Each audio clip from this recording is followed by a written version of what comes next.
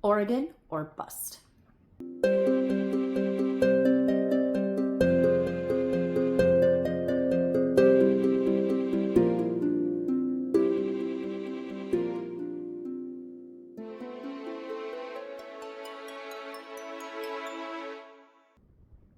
In honor of the occasion, I have this dandy blend in my coffee cup. It is a blend of roasted barley extracts, roasted rye extracts, roasted chicory root extracts, roasted dandelion root extracts. And I feel like that sounds like the sort of thing that pioneers on the trail would have drunk.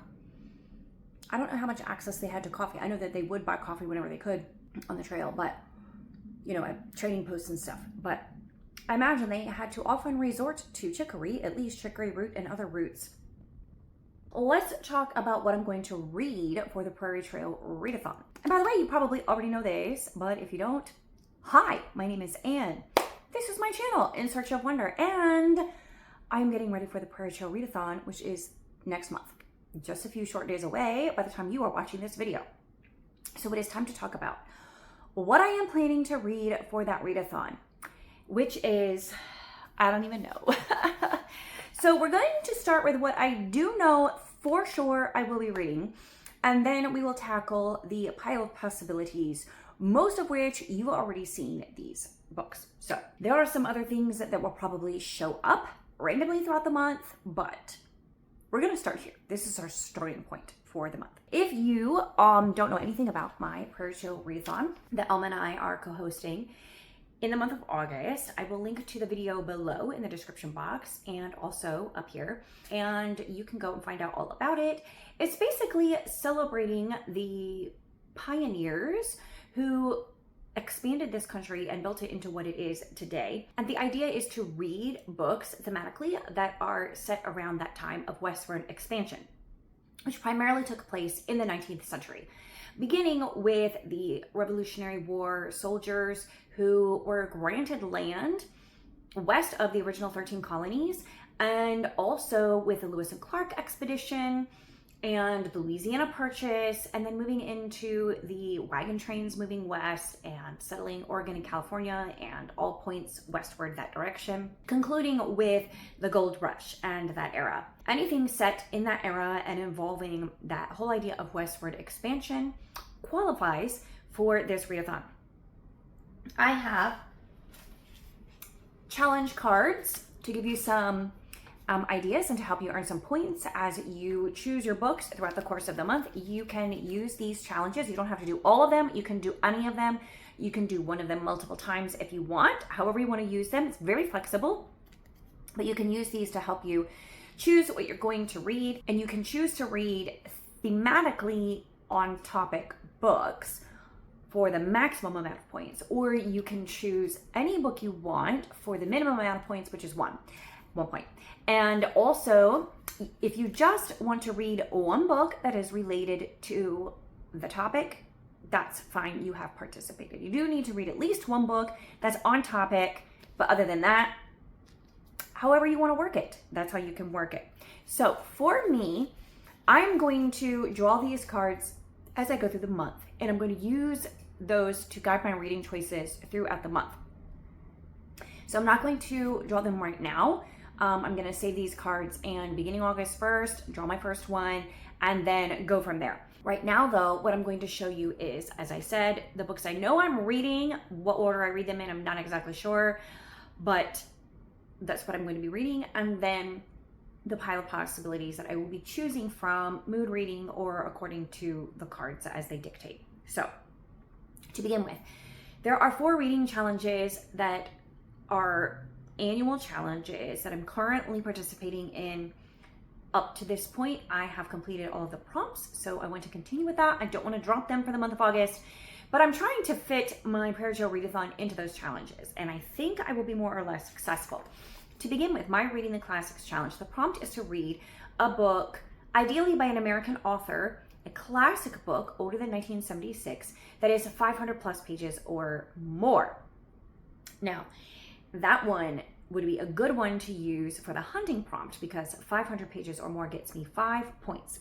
For that one, I'm going to be reading Jubilee Trail. there were other options. I could have gone with possibly the Grapes of Wrath, because I think there's an element of that deals with westward expansion. They moved from Oklahoma to California, if I'm not mistaken. And I think even East of Eden touches on the westward expansion idea as well. And both of those by John Steinbeck are books that I want to read. East of Eden is on my 50 by 50, so I was actually strongly considering that one. But this book I have on my shelf, this book I've been wanting to read for a while, and it fits all the parameters, and it is definitely and distinctively related to the wagon train experience. It's built on that story. So I'm going with this one. It feels like this August gives me a reason to read it when otherwise I might not pick it up. So East of Eden or The Grapes of Wrath, I have a lot of other reasons to read them.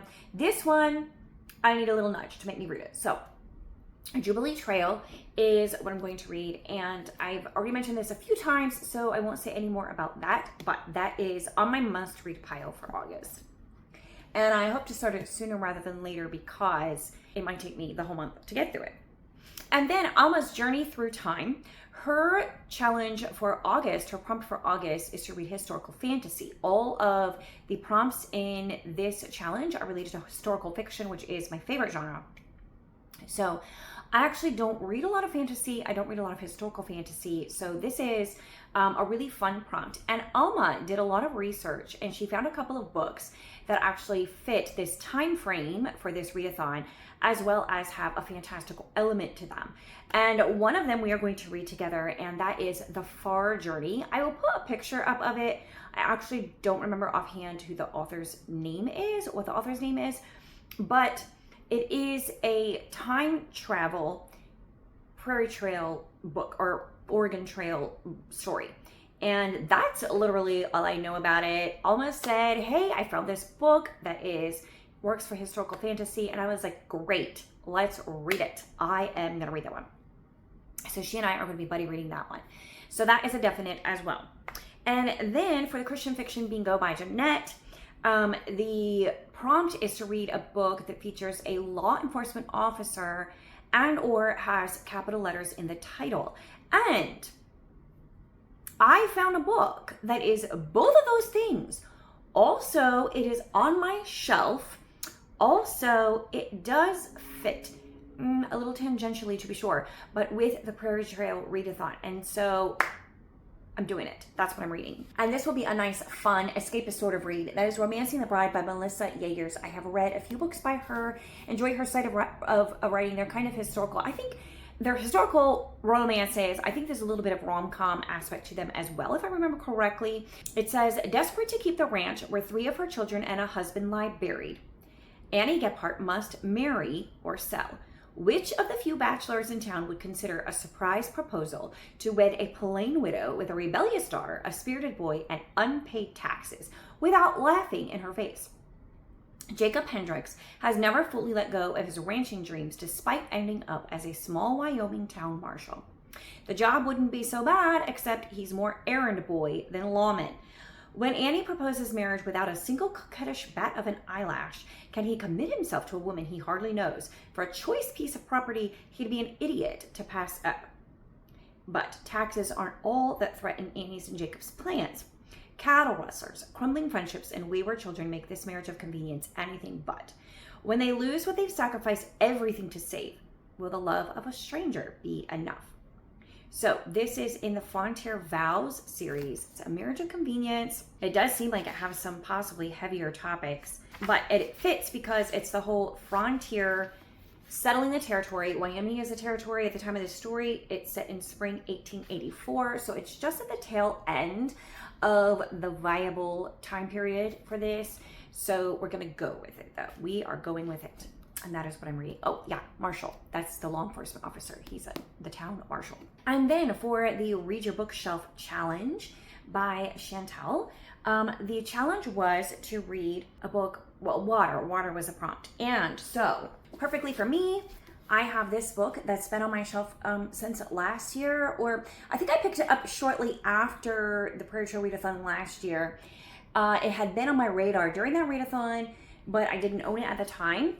And I read another nonfiction that month. So this one I definitely want to get to. It was already high on my priority list ever since I picked it up after the readathon. So I am really excited to get to this one, The Pioneers by David McCullough. I just read his 1776 earlier this summer and enjoyed it. So I'm looking forward to this one. I've heard good things. I've also heard some people didn't love it as much, but I'm looking forward to reading it, and I'm hoping that I learn a lot about the pioneers and what life was like in that from a nonfiction perspective.